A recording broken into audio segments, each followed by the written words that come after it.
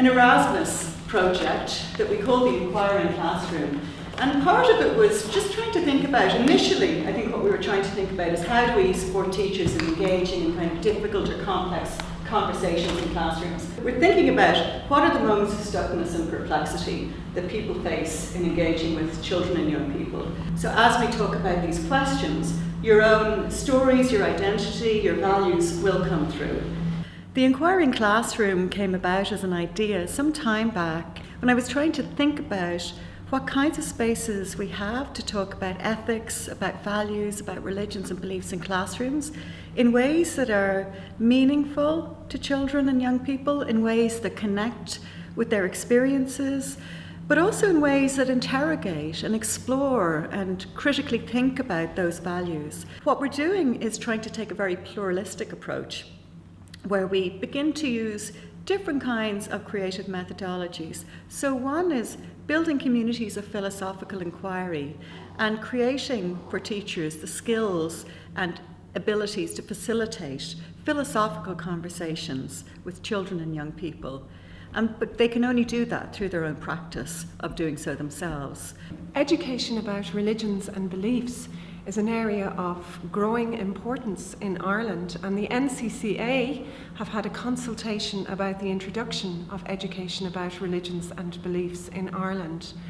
So today we are looking at strategies and approaches and ways that we can explore our own belief systems and our own religious traditions in this country respectfully, accurately, in a manner that's experiential and that acknowledges the variety of commitment that people have to their belief systems in Ireland.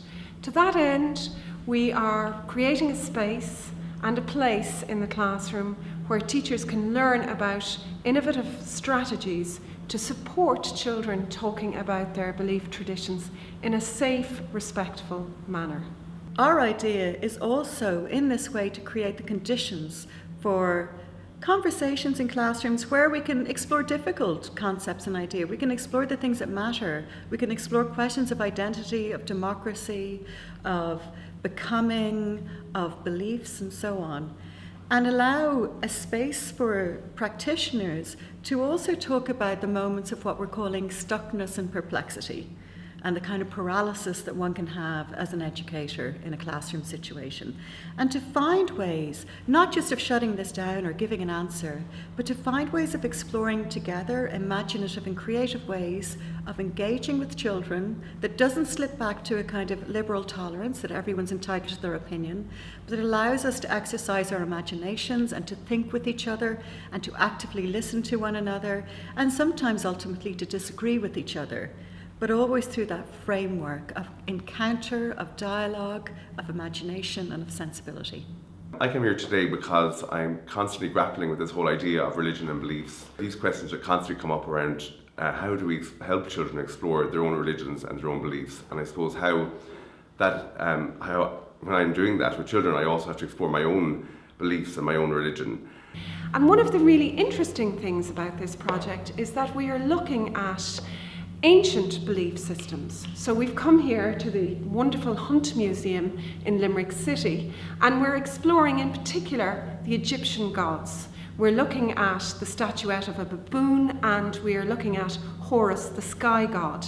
And these gods, coming from 3,000 years ago, show how complex and show how amazing the belief systems of the ancient Egyptians were.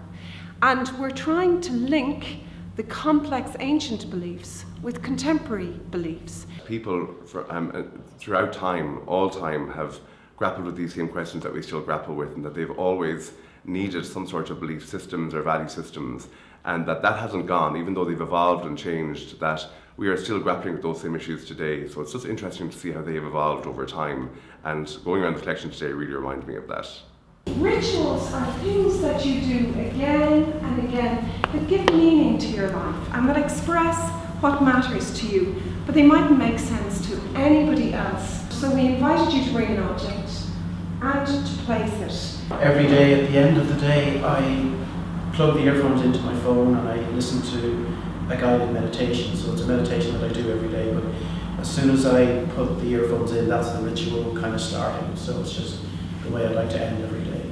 What is a ritual today might not be a ritual tomorrow, because tomorrow it might not have the same meaning. And I'm learning a lot about not just having on one fixed idea, but to be more open. And me coming from the East, and I have a lot of rituals, but now in the West, some of my rituals I have to sort of give in and accept that the Western rituals or Western way of life doesn't suit all my rituals, but then I'm okay with it.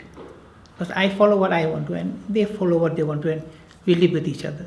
My role here at the Hunt Museum involves designing and delivering programmes for a range of stakeholders, including schools and community groups. We also work very closely with third level institutions in the city, such as Mary I, particularly the education department there, and obviously we're very lucky to have Mary I education staff here today. It's been an absolute wonderful opportunity for us to expose our collection to such a diverse range of participants in the Enquiring Classroom.